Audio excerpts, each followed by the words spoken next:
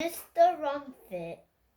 Once there was a man called Mr. Rumfitt who works at an account, and all that figures he looks at his office adds up to something. And Mr. Rumfitt thought the world should add up to, but it didn't. It seems to me the world is very badly run. Mr. Rumfitt grumbles as he went backwards and forwards in the brown bus and to and from work. He thought deeply about he decided that what was wrong with the words was the season. They are a messy way of arranging things, said Mr. Rumfitt. The world should make up its mind and what it wants to stick to it. Just as it gets hot in summer, the whole thing turns around and started to getting colder until winter time. Then it is cold. Yep, the world is satisfied. No, it started warming up again. Spring, summer, the whole miserable brisk gets underway again, round and round like a giddy roundabout. Monday, and Mr. Rumfitt thumped with his umbrella every time he thought about this. One day, Mr. Rumfitt got tired of it all. He took his money from the bank and bought a valley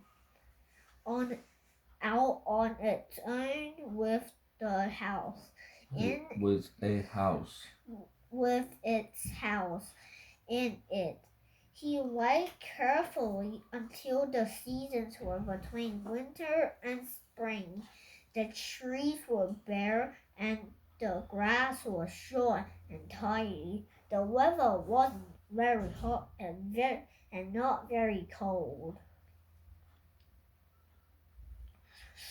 Net and very net, mumbled Mr. Rumfitt, rumbling his hands in dry satisfaction. He went into his valley but built a wall around it. Wall around it.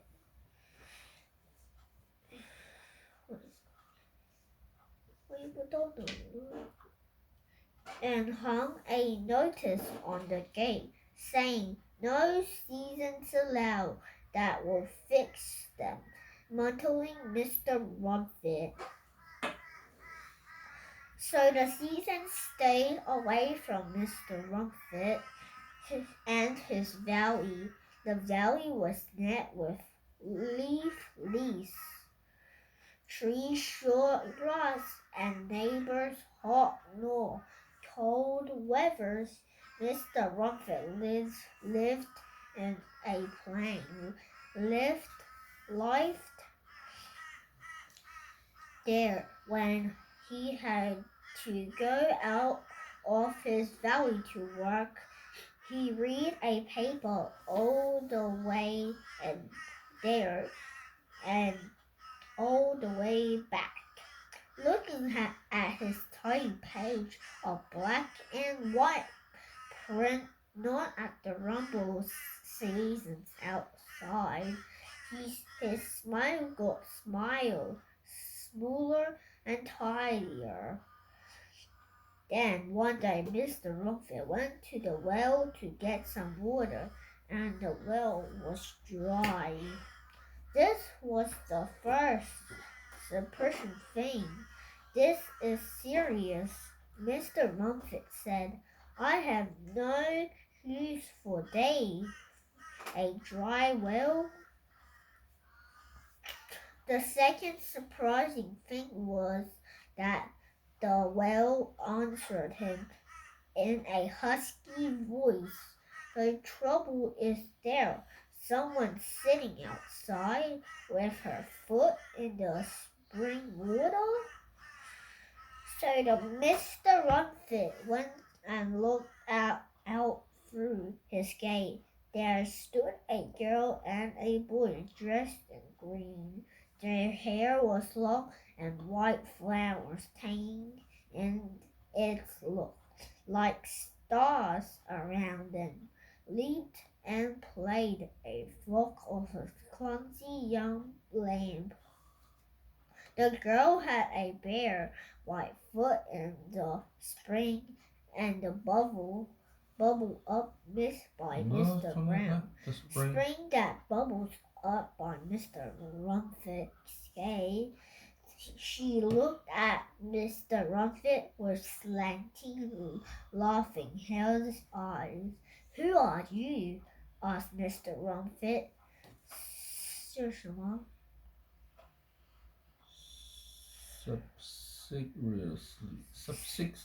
Subsequently. Who we are doesn't matter, said the boy, but people call us springtime.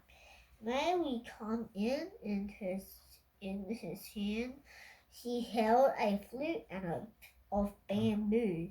Certainly not. No one wants you. Certainly not. Certainly not. One wants you, Mr. Rumfitt said sourly. You plant plum trees, does?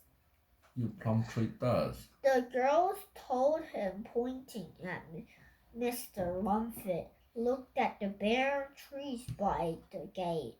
In his plum tree, he asked seriously, and he saw the branch and the lance over the wall break into the blossom. I'm not unkind, Mr. Rumfitt said. I don't wish to be cruel to plum trees. There is no harm in just one season. He opened the gate. A little you can come in, he said. So in came springtime.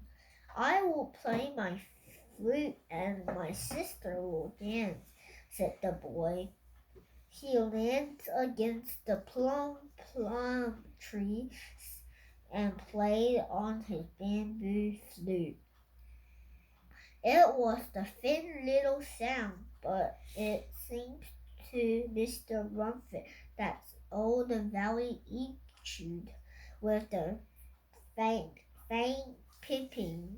The girl danced and under her wild held the grass grew nearly green and young. She touched the tree, all the pink blossom, all the white and the windows, by the stream and the tall cedar, purply all the green fields.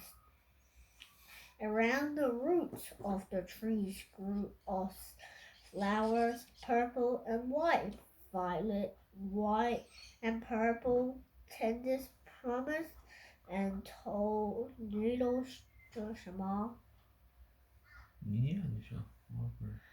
Across the slope of the hill danced the spring girl, looking now like a flower, now like a tree, now like a flame of green. Behind her, behind 就到这了。念呢 Lamb. Behind her, the lambs skipped and tossed with joy.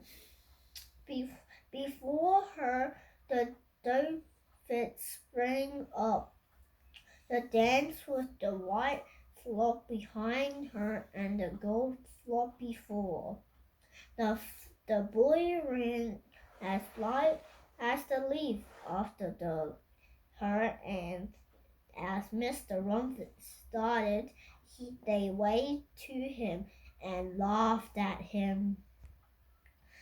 Then they vanished, trembling and singing over the hills, leaving his valley bright with spring. Oh well, meter with Mr. Rumfitt seems spring has warmed its way in. I might as well plant some cabbage. Who would have thought? Said the plant shop, warm as Mr. Rumfitt went out with the bundles of plants. I thought he was dry a old stick, but in spring even dry old sticks get green leaves. Mr. Rumfitt changed the notice on his gate to one that said only spring allowed here. Then one day Mr. Rumfitt went to the well, and it was quite dry. This isn't what I expect, to cry. Someone has her foot in spring, explained the well in his husky voice. So off went Mr. Rumfitt to see. There sat that man, allowed the woman to dress in gold with a golden hair, brown skin, and amber shining eyes. Who are you? Asked Mr. Rumfitt. Who we really are doesn't matter, the man said, but we call summertime, and here we are. May we come in? Nobody invites you, grumbled Mr. Rumfitt. Yes, indeed, your cabbage have, the woman said, and she laughed at her laughter sound like a great bull ringing softly. At the sound, Mr. Rumfitt saw the cabbage grow fat and round and green. I like my cabbage to be happy. Mr. Rumfitt remarked, sounding rather grumpy, but also a little bit pleased. So I suppose I must let you in. I'm sorry my valley isn't very tidy at present, but spring has just been through it. Then summertime came in, and the old man blew a trumpet, walking up the happy big echoes in the hills, and all the roads came into flowers. The golden woman danced and upsprang. Fox loved purple, pink, and white, nodding their heads. The spring lies with gold hearts. With the flowers came morn, scents light, long days, hot, shining, and oh,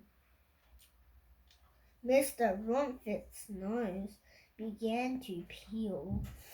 I must buy a tent, Mr. Rumfitt thought as he waved the summer dance over the hill. He fought a tent and compared the stream. Every morning he dived into a deep, clear pool and splashed like a bullet When he went to work, summer swam blue and gold between his eyes and knew his newspaper. That season for you, Mr. Rumfitt said, coming between a man and serious things, but he smiled as he said it. 大点声啊！ One day he went to the well, and once again the well was dry. What are you up with this time? He said. Someone is sitting with her heels in the spring, said the well in a husky, dry voice. So off dashed Mr. Rumfitt, stumbling and tossed to look through the gate. There sat two Gaspard, a man and a woman, both with red hair and 20 eyes, and sure enough the woman had her brown hair scratched foot in the spring. What is that meaning of that notice? The man cried when he saw Mr. Rumfitt's long nose poked through the gate. It says only spring and summer allowed in here. We are calling autumn and we want to come in. Who asked you to come in? Indeed, Mr. Rumfitt. Why, your apple tree, of course, laughed the woman, and he smiled at the apple tree. Mr. Rumfitt saw the fruit swallow a ribbon under the leaves. Oh, well, he said, opened the gate. I let spring come in for my plum tree and apple tree. Wait. Oh, well, he said, opening the gate. I let my spring come for my plum tree. I can't turn around and refuse my apple tree wished. So in came rosy autumn with its tingling wind and a suddenly chiller in the air. Mr. Rumfitt put up his tent under the apple tree and watched autumn dance over his valley. Watch a swirl to his twirl, a bright leaf peeked down at autumn woman long brown's hand. Watched by much pink, the yellow apples, autumn woman's song, bright fruit to the pear tree, to the vine, to the rumbling scrambled branch, the autumn man merry violin, music made, the cousin come out the marigolds as well, the cheerful little sons. The autumn too waved goodbye and went laughing over the hill. Well, after old Mr. Rumfitt said to himself, one has got to be far, and trees need fruit as well as flowers. He changed the notice on his gate so that it read, "Keep out winter." Then one morning he woke out in his tent and it was cold. He looked out roached and blinking with sleep and saw standing in the middle of his garden two tall greedy people in gray robes. were spring, but their flowed hands were gentle. Who are you? Mr. Rumfitt cried. Who asked you in here? Who we are does not matter, said the grey man. You neither know anyone will ever see our true face. But since we are here and you are our friends, you may call us wintertime. All the gardens, all your valleys, asked, and the woman said, for it wants to sleep. The flower folded and the leaves fell. The trees grew quiet and closed on themselves, dreaming of time when spring happy pinned and dancing would wake them up. Suddenly, Mr. Rumfitt felt very peaceful with life. After all, he told himself, it has been a busy year for my valley. It needs a sleep. The two winter people moved off a soft and gray as smoke, and Mr. Rumfitt watched them go. As they went, said, I seem to have wound up the wind with the unusual number of seasons and untidy valleys after all, but I'm a bit untidy myself for that matter, and I'm not sorry because now I feel sure that seasons do add up to something. I'm not sure what, but I feel it is a lot more than I can count to.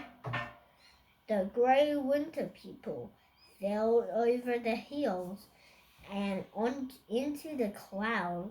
Mr. Rumfitt began to fold in his tent.